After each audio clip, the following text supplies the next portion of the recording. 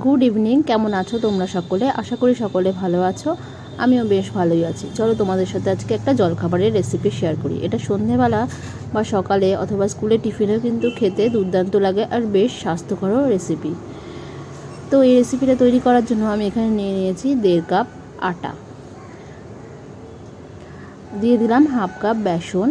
এবার এর মধ্যে দিয়ে দিচ্ছি হাফ চামচ জিরে গুঁড়ো, হাফ চামচ হলুদ গুঁড়ো, দিয়ে দিচ্ছি স্বাদ মতো গোলমরিচ গুঁড়ো, দিয়ে দিচ্ছি অল্প জিরে, সাদা জিরে, দিয়ে দিলাম স্বাদ মতো নুন আর 1 চামচের মতো চিনি। কাঁচা লঙ্কা চাইলে তোমরা দিতেও পারো, কিন্তু যেহেতু আমি বাচ্চাদের দেবো তাই লঙ্কাটা অ্যাভয়েড করলাম।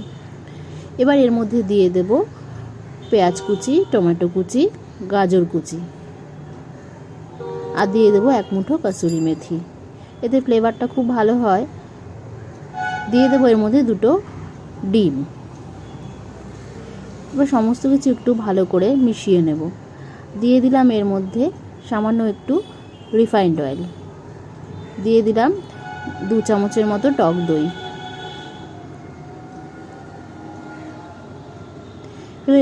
এগুলো একটু অল্প মিশিয়ে নিলাম। এবার দিয়ে দিলাম পরিমাণ মতো জল দিয়ে একটা থকথকে ব্যাটার আমি তৈরি করে নেব।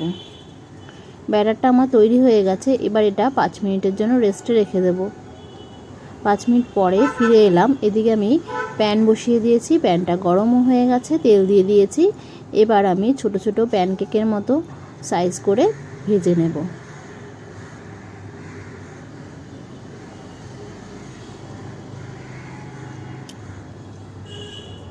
এইভাবে অল্প অল্প করে ব্যাটার দিয়ে আমি এপিট ওপিট করে ভেজে নেব।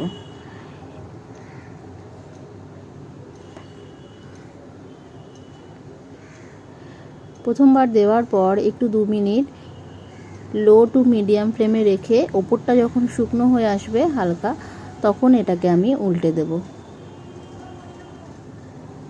এটা খেতে যেমন সুস্বাদু, স্বাস্থ্যকর আর বেশ নরমও, বাচ্চা থেকে বড় সবাই কিন্তু ভীষণই পছন্দ করে।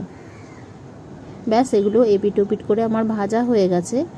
এবার এগুলোকে আমি তুলে নেব।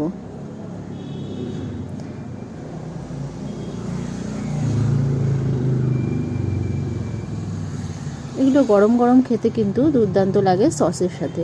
তোমরা একবার অবশ্যই বাড়িতে ট্রাই করো। আশা করি বাচ্চাদের ভীষণ ভালো লাগবে, বড়রাও কিন্তু বেশ ভালো লাগবে খেতে।